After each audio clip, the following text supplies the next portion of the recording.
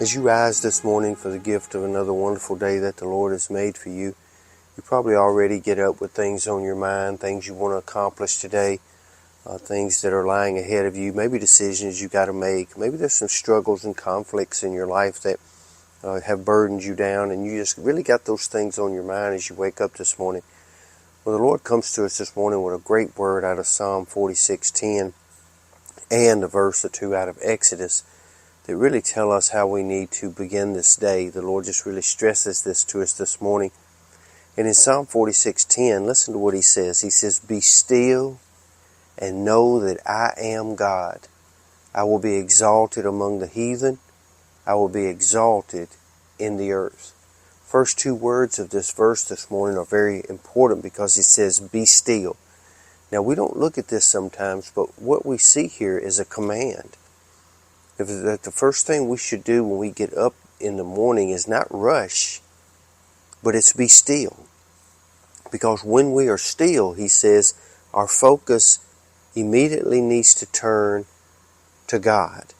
Because he says, be still, and then he follows that by telling us what we need to do once we get still. He said, when we get still, we will know that he is God. And when we start to focus on him first, then here's what happens. He says he will be exalted. Now what that speaks to me is, if I get up and the very first thing I begin to think about is my circumstances and the situations that I have to deal with, then that is what's exalted in my life. That is what's lifted up above everything else that is going on in my life, and that's what I begin to focus on. So my mind immediately goes to trying to control and figure out how to deal with the different situations and circumstances that are in my life that robs me of peace, robs me of joy, and inserts fear, worry, anxiety, all the things we talk about here on our morning devotions that really kind of distract us. So if I don't get still and I begin to rush immediately, then what happens is other things are exalted in my life first. But the Lord says if I get still and my focus immediately turns to who he is, he says then he will be exalted above those circumstances and situations that are going on in my life. And it's the same way with you. In Exodus chapter 14, when faced with a real issue, Moses and the Israelites are running from the Egyptians, and they're backed up against what looked like an impossible situation. But I want you to listen to Exodus 14, verse 13 and 14 this morning. "And Moses said to the people," now he was conveying the word that came from God. He was conveying that to the people. Listen to what he said. "And Moses said unto the people, Fear ye not, stand still." There it is again. We see again a command from God to be still. "And see the salvation of the Lord, which he will show you today." Y'all see that? "For the Egyptians whom you have seen today, you shall see them again no more forever." And verse 14 is very important.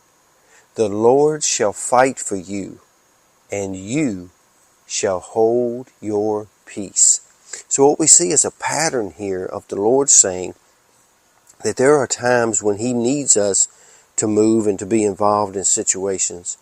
But there are other times when the Lord says, instead of you getting all into it and trying to figure out how to do it, the best thing you can do this morning is just be still and see the salvation, or see the rescue, or see the restoration, or see the answer come to pass when you start focusing on exalting God above the circumstances instead of your own agenda or your own will or your own ways.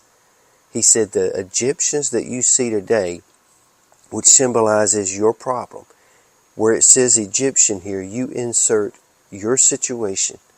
The situation you see today, you shall see no more forever. Why?